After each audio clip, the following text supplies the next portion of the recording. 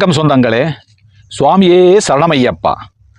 சபரிமலை கோவிலிலே 18 படிகள் ஏறி நாம் சபரிமலை ஐயப்பனை தரிசிக்க வேண்டும்.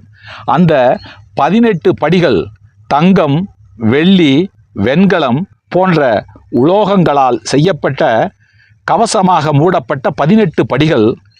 18 தேவதைகள் அங்கு நின்று அருள் செய்கிறார்கள்.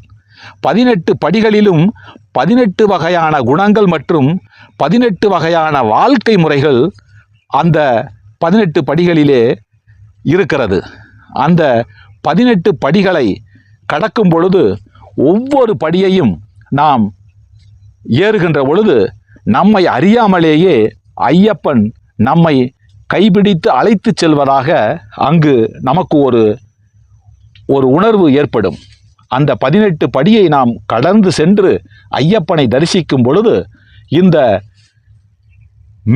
உடம்பானது, இந்த உடம்புக்குள்ளே, இந்த உயிருக்குள்ளே ஐயப்பன் ஒன்றாக இணைந்து நம்மை அருள்பாலிக்கிறார்.